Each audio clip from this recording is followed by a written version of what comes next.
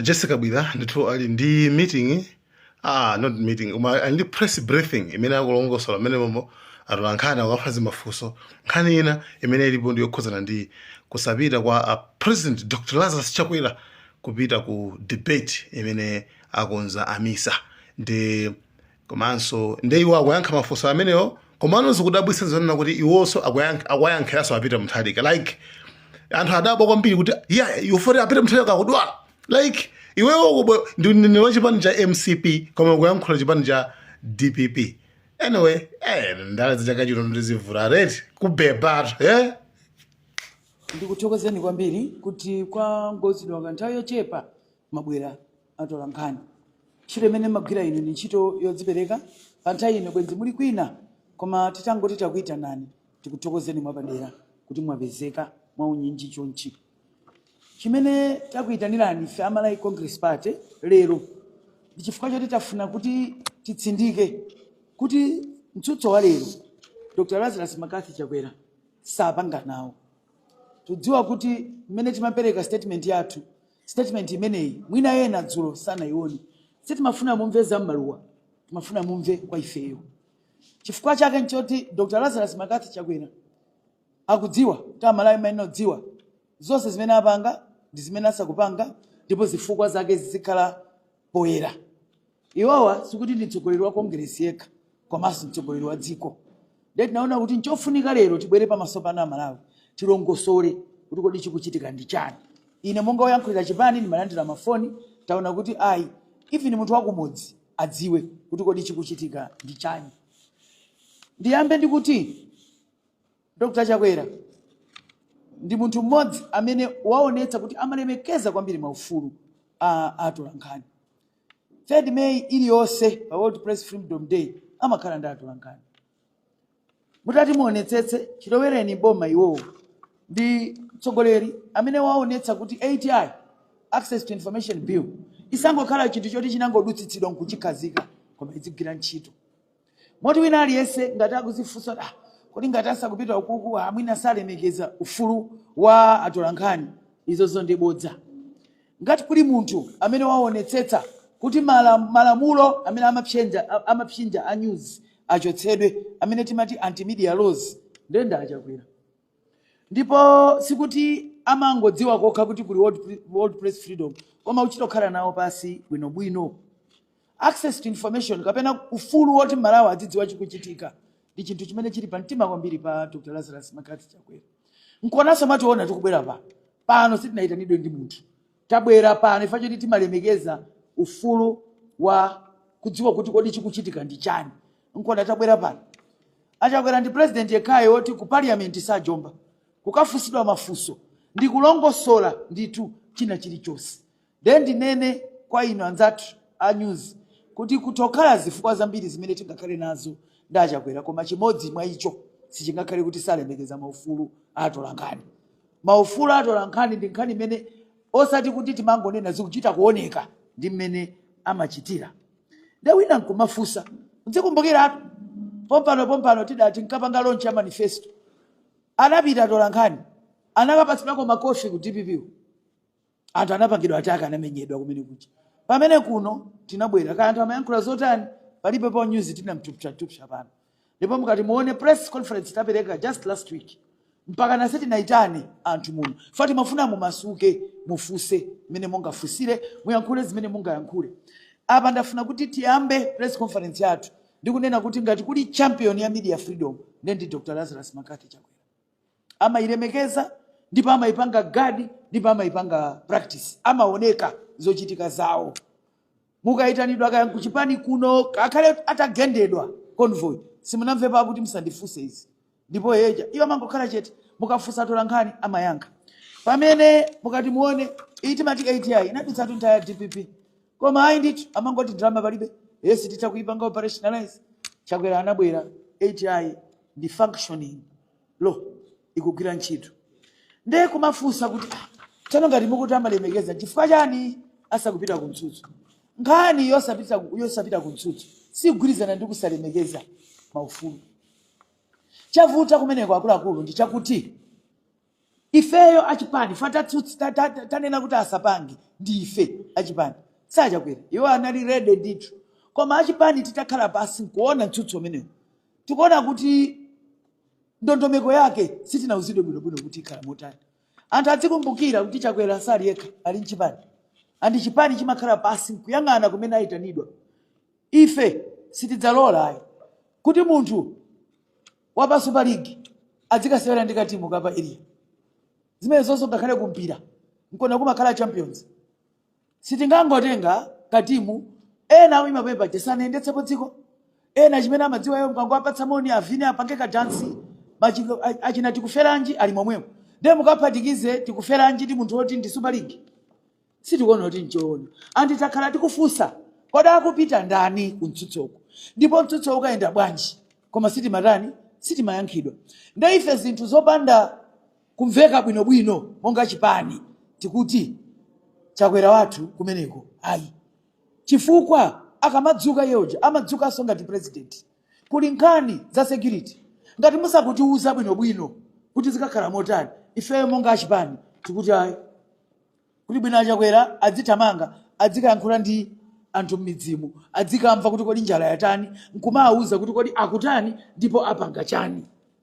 Nkhani yatipangitsa kuti tinene ife achipani kuti Chakwera ukumsapite ndi chifukwa choti ndondomeko yake sizimamveka ndipo tafusapo koma sitimayankhidwa. Andi monga chipani ndi udindo wathu kuonetsetsa kuti Chakwera akupita ku zinthu zimene zipindule dziko lino. Akamapita pa malo Chakwera mudzidziwanso kuti kumagwiritsidwa ntchito zinthu zaboma chifukwa iwo aja ndi state president.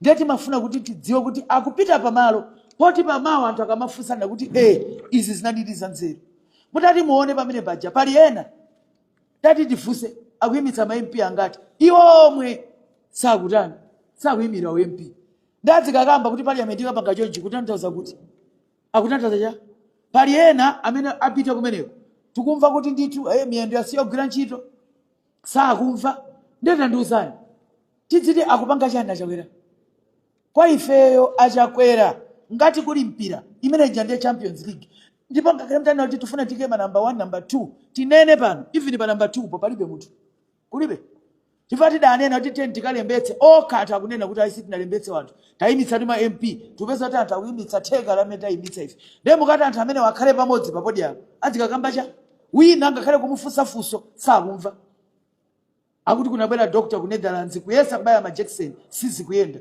so mtsutso wakakhala tutwaje. Izi zimene kutiuza bwinobwino amene ali mu Super League akumane amene ali mu junior akumane koma kungochulutsa gagandiwa panopo mtati muone anthu amene akuyimira president kuli ena milandu ku anasowetsa ndalama tikupita kukavoti Chakwera akulu boma iwo ndi mbava zoti zichitodziwika akakhale basa zikakambira ndi amenewo anthu amene wasanayankhe milandu kusona kuja ananena Chakwera munasowetsa ndalama pasanayankhe to this day moti lero mene muzionera general debate mudziwe kuti muona anthu kumeneko oti akuyesa kuti apita kuzisudzo mwachita masere asamadansa akatuluka kumeneko iyitu ndi debate siko kapanga za maseche kapena anze kuti akuti kulibeni kumeneko ayi amalawa akufuna anthu a serious osati anthu oti abwera panga masewera debate iyi kuli anthu oti akuyenera kwa ayankha amalawa kuti mene munkabereka ndalama yomangira lake show road munayika kuti poti lake show amaliza Chakwera anthu oti ukuba kwawo ndi zimene record yawo si anthu oti angachite share podium pamodzi ndi Chakwera ati mdziko lino chibwerereni ayika miseko anthu akuiwa abwera njalamu akuthamanga nifi anthu abwereka alima akuzani talima ndipo tagulidwa ndi mtsogoleri amene waonetsa kuti malai 2063 akuidziwa ndipo akuitengera serious and akufuna ipindulire munthu wakumudzi akakhale pamodzi ndi anthu oti iwo omwe zoyendetsa boma zosazidziwa chimene akufuna kungopanga kumeneko ndikungothera anthu nthawi moti apa ndi ipemphe misa malamu tikamapanga ma debate tiye tipeze njira yosefa kuzikhala anthu a serious anthu oti amalawi atakusiya zimene akuchita ndikuti tiye tikamvetsere komanso asamakhala anthu okuba oti salale yolandira pamwezi kumapitirira CDF lero ndadzikati akuyima afuna yankhule ndi wanthu mtundu wa Malawi ndikuuzeni debate ya lero mukaona ena akudzuka mukadziwiranso kuti mbava ijayo awo salale yawo yokha bwezi idayika mijigo kwathu awo pamene alipa akuzani kuti I can't hear mukamayankhula muziona tsiku lake ndi lalero. Nde ife tikunena kuti mmalo mopanga zinthu zosalongosoka president wathu akhale ali busy kusova mavuto anthu ena. Kusiyana kwa Achakwera ndi ena, Achakwera ali pampando pano ndipo akupanga case as a state practicing oti alipo. Ndiye chimene amapanga iwo ajadzikhala chinthu choti munthu wakumudzi anena kuti ichi chindipindula ndipo ichi tikudziwa kuti chikachoka chipita uko. Nditsindike pano kusapita kwa president sikukuonetsa kuti salemekeza Malawi kapena safuna kupereka umboni. Ifetu ndi chipani chokhacho chimene Achakwera anapanga launch manifesto. Ena omweyo atapita ku debate iko manifesto yawo sanapange launch omwe ena anali ngotumiza voice note. Ena mpaka kutumiza akaza kandipangireni launch. Mawa ataokani kuti ndese ndiuzidziwa zimene mukambazi. Chonde kukhale anthu asiriasi ku debate iko. Ngati munthu sunatulutsa even manifesto yako situkuidziwa komwe Amalawi sakuidziwa sinapangidwa launch ukapanga debate cha. Dziko lino lili ndi ma challenge ambiri. Nthawi yomapanga zinthu zopanda mutu tilibe. Andi nditsindike pano amene akudandaula kapena kunyoza zaiza dzoti akulimbana ndi Malawi Congress Party membership ife anu akachipani nda amene tanena kuti Achakwera kumeneko ayi. Ndipo wina akafuna kuti tilongosole kona taitanitsa msonkhano uno kuti izizi siti kupanga nawo siti kuchita nawo gawo ndipo Chakwera wathu kumenekoko tikuona kuti kwadzaza anthu okuba kwadzaza anthu abodza kwadzaza anthu oti angofuna dzingogendana ndipo timafuna tidziweso kuti kodi akupita ndani fa kumene kwapita president wathu kwapita mtsogoleri wa dziko kwapita mtsogoleri wa chipani chimene chikuwina pa 16 chipani chimene chikawine no contest penalty imene chikamenye la ujena 16 gokipa nacho kakalika kwangotsala kuti titsetseretse mpira basi. Nde ife chilichonse chimene timapanga tikuyena kuwerengeza. Ndabwera pano kuti ndilandireso mafunso pali yese amene angafunse. One ifeyo achipani tikutenga responsibility kuti taletsa ndi ifeyo. Ndipo amene akufuna afunse president anali ready kukonzeka koma taona kuti ayi kumasiyanitsa anthu amene akupanga ndale za masewera awana ndi ndale za serious. Achakwera akuzitengera serious ndipo ulemu umene ali nawo kwa Malawi ndi umene wapangitsa kuti aone kuti asankhe zimene zingapindulire Malawi osati kukayika junior team ati ikamenyane ndi anthu oti ali mu champions mukana oti Europa akumenya ndaujena katimu kakwina kwake ko kakang'onong'ono ndakuti kamene kakamenye ndi tate ndiziseni ifeyo size ya Achakwera si amene akupanga debate ndipo nokhaso muona mene azipanga debate kumene koko kuti hayi mwini wake amene akutsogolera chipani chimene chili ndi anthu ambiri chipani cholamula chipani chimene chikuwina masankho chipani chokhacho chimene chikukhala pasi osagona tulo kuti Malawi pamavuto amene akumana nawo pa dziko lonseli lavutika ndi mitengo yakwera kwina kulikonse koma kumapezekabe kuti mpaka pano Achakwera kupereka lowest price ya petrol anthu kudandaula kuzamata ayi anthu athu mchwete imene ndekhani meti kuti Achakwera tigone pasi tikhale pasi tisagone tione kuti Amalawi tipanga chani. Ine tsiku la lero nkhani ina yachiwiri imene ndakuyitanirani tisanalowe ku chizungu ndiyo kuti ndimafuna soti atola nkhani tione kuti Achakwera ndi mtsogoleri amene akuyendetsa dziko lino momangirira dziko osati mopasula. Tonse tamvapo a opposition akwatukwana mpaka kumafikapo mati wamwalira amene uja ali moyo wakambidwa zambiri ndiyendedwa convoy kutani ena kudzuka oti dzidakanika lero akuona ngati iwowo ndi anzeru koma Achakwera aonetsa kuti ndi munthu wokhululuka ndi munthu amene akudziwa kuti akuyendetsa dziko. Tamva ndithu lero ndifuna ndipange confirm kuyamika kwathu ife monga achipani ndipo kuti tikudziwitse nito sefe kuti Achakwera ndi mtsogoleri amene waonetsa kuti ngodya zinayi amadzidziwa ndi omanga mudzi. Achakwera akamalamulira kulibe tsankho. Chileka International Airport kuyambira pano idzidziwika monga Bakiri Muluzi International Airport. Izi zikuonetsa kuti Achakwera kulemekeza anzawo amene ali mbuyo. Lilongwe Western Bypass Road kuyambira pano idzidziwika monga Joyce Banda Highway. Izi zikuonetsa kuti Achakwera kuvomereza ndipo akuyamika pa ntchito zimene Dr. Joyce Banda anapanga pa Malawi pano. mtsogoleri timafuna choncho tikampatsa mpando adzibweretsa tonse pamodzi moti ndili nchikhulupiriro choti masupporters onse a Joyce Banda masupporters onse a Bakiri Muluzi iyi ndi nkhani yabwino aonanso okha kuti uyu ndi mtsogoleri uyu salimbana kuti auja kuti chakuti uyu adanditere adziwa kuti ntchito ya ine yogona chagada monga wabereka mapasa aliyense adziyamwa. Ndikunena pano area 18 interchange idziwidwa monga APM interchange. Iyi ndi nkhani yoti onse mpakana kwa Goliath akuyenda kukondo munthu wathu ndipo pano nditsindike kupereka mayina awa ndi mphamvu ya president ndi zinthu zimene amapanga iye mwakufuna kwake ndipo wina basa zakona msani ndineyo natere ayi adakatha asapanga izi koma asankha kuti bweretsa tonse pamodzi. Ife timafuna mtsogoleri woteroyo timafuna mtsogoleri amene akakhala amatani amabweretsa mudzi pamodzi. Ine monga woyankhulira chipani ndifuna ndikuwuzeni kuti ifeyo ku chipani members tikakhala timathokoza Mulungu anatidalitsa tinapeza mtsogoleri amene akutipangitsira kampeni iyi kuphweka akutipangitsira mbiri ya kamuzu kukhalanso ya moyo chifukwa zimene akupanga zonse zikudutsa mmene ankapangira mtsogoleri wathu woyambirira. Lero tikuyima pano kukafika kwa Joyce Banda anthu akatilandira manja awiri chifukwa tawapatsa ulemu. Kukafika kwa Bakiri Muluzi anthu akudziwanso omwe aja amene anaona kuti mulandu wa Bakiri Muluzi uthe ndi omwe wampatsanso Bakiri Muluzi nsewu. Anthu konse kumene tikupita nkona ife tikunena kuti nsanje tuchitipa ndi base ya Malawi Congress Party.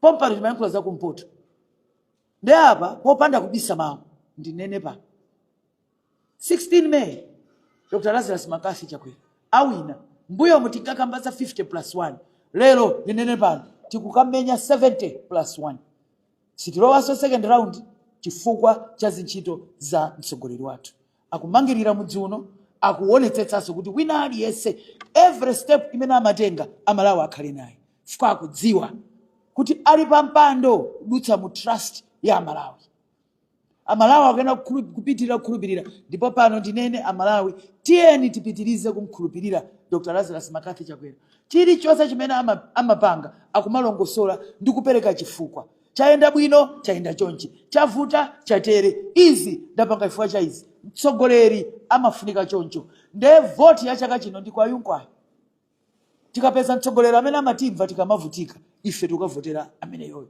oti masupporters onse Malawi Congress Party ndi ena onse akwawo kwa Joyce Banda akwawo kwa APM akwawo kwa ujeni kwa Bakiri Muluzi ndi ena onse ndazibani zanu tiyeni pa 16 September tikavotere Dr. Lazarus Makasi Chakwera. Choncho dziko lathu lipitirira kuyenda mwaumodzi lipitirira kuyenda mokonda wina ndi nzache. Izi ine ndi zimene nakubwerezerani tsiku la lero. I would like to start by expressing my gratitude to the media fraternity for responding with speed and responding so resoundingly. We gave you very short notice. I've called this press conference as the spokesperson of the mighty Malawi Congress Party, the party that's going to win on the 16th of September because of the way it conducts its business of this country, the way it's managing resources of this country, and the way it is running its campaign. I have called you here in order to confirm that Dr. Lazarus Makasi Chakwera will not be participating in today's presidential debates and the series that begins today. The reasons are very simple. We find the process lacking in accountability, in transparency. We find the process lacking in inclusivity. We have tried to engage the relevant authorities in order to find out who is attending and what is the format. But all those were getting cagey answers, nothing conclusive.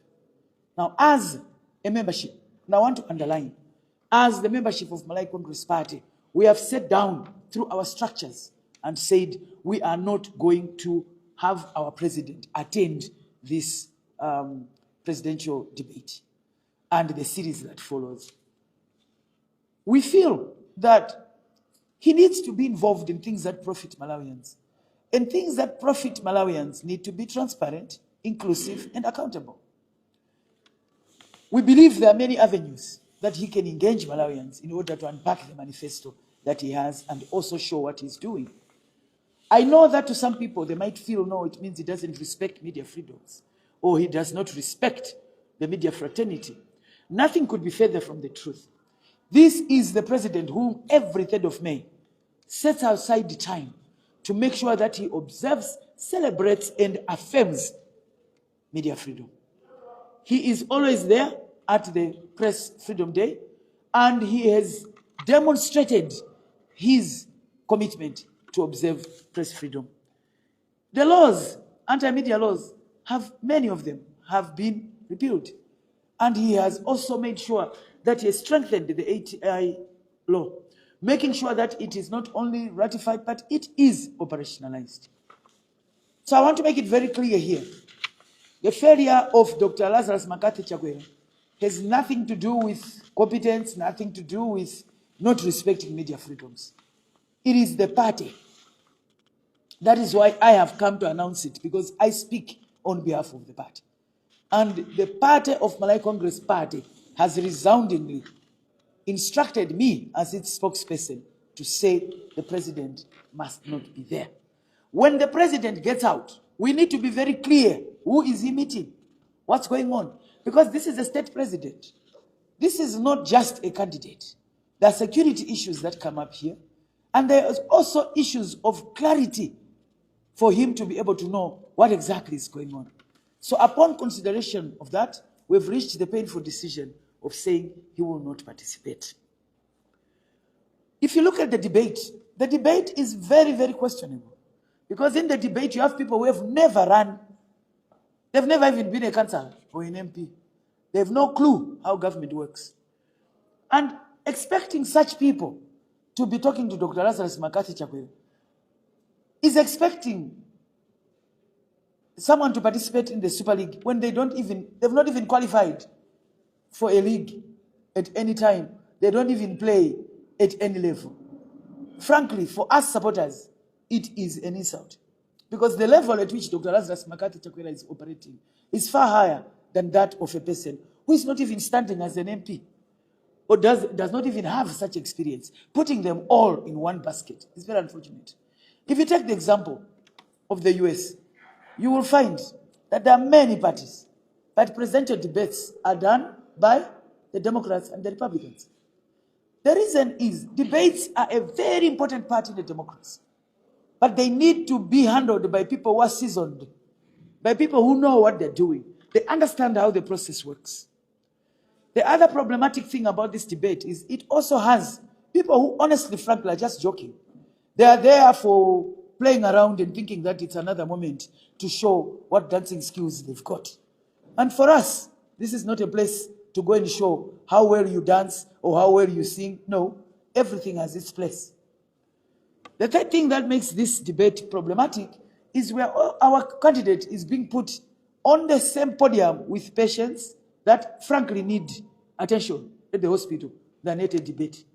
If someone can't even get down from their car to go and address their own people, how are they going to stand? So out of also, respect, we really would like to say, let's be careful. Patients belong in a hospital, and debaters must go and debate.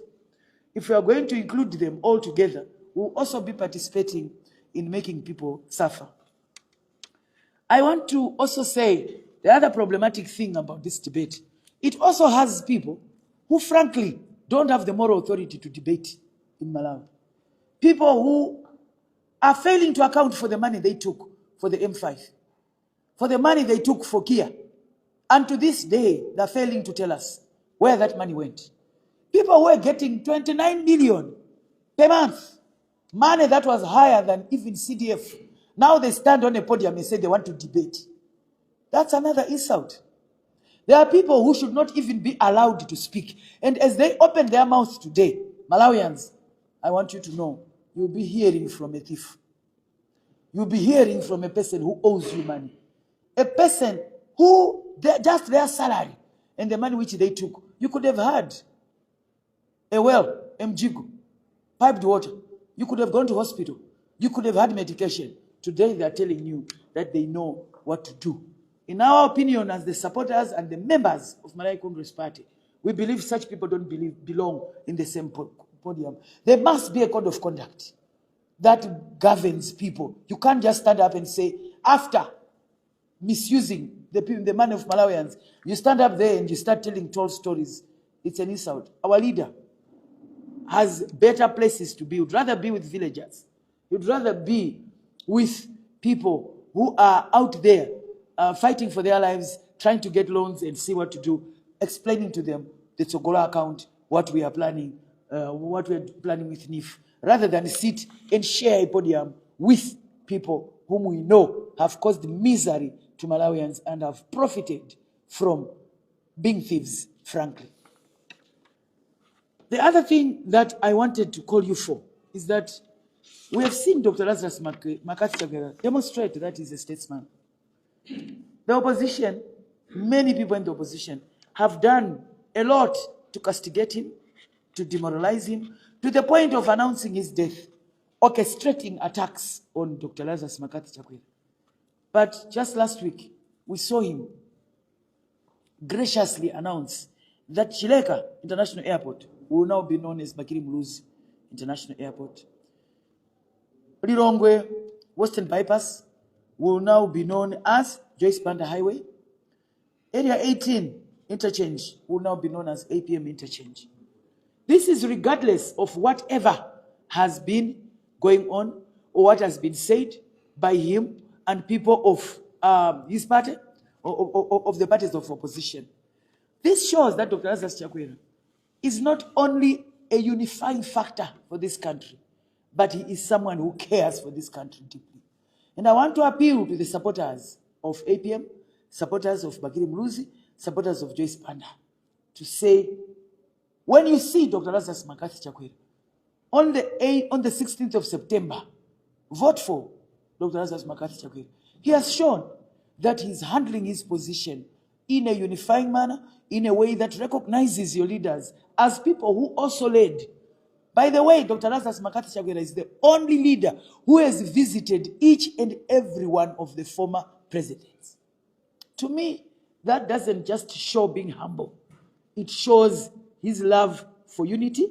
It shows that he's a Malawian and he is using Pan-Africanist, Malawian, Ubuntu principles to run this country.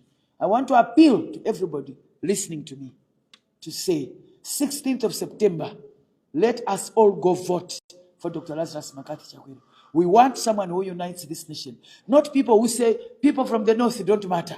Not people who say people from the central region. We don't like MCP because it's for the people from central region. Dr. Lazarus Chakwera loves everybody and means well for everybody. That's why he's putting roads all over. He's flooding relief maize all over. Whether it is Cyclone Freddy or wherever, he's there. That's why Dr. Lazarus Makathi Chakwera is bringing accounts like Tsogola account. Why is this important? We are saying from the 17th, after we are in government, any child born, government will start putting money in the investment account. The children who are born will not only be born from Malawi Congress Party people. They will be from the north, they will be from the east. Because Dr. Chakwera loves everybody and is planning for the whole country. So 16th September, go and vote for Malawi Congress Party, in particular and especially Dr. Lazarus Makathi Chakwera, because he has demonstrated that he is running Malawi not as a house business, but as a nation where everybody, Sanje to Chitipa, must be able to enjoy it. On a special note, let me make this announcement that all the time we've been speaking, we were thinking Malawi Congress Party will win 16th September by 50% plus one. But I want to make it clear here, given how Dr. Lazarus Chakwera has handled the issue of food security, the issue of NIF, looking at how the manifesto is showing how we are bringing everybody, the youth, to make sure that they will be part of the 10-10 challenge, and making sure that every nation knows that Dr. Chakwera sees himself as a northerner, sees himself as a southerner, sees himself as the easterner, sees himself as a central region person. Much more important, he sees himself as a Malawi. I'm here to announce that 16th September, Malawi Congress Party will win resoundingly, not with 50+1, but with 70+1. Thank you very much.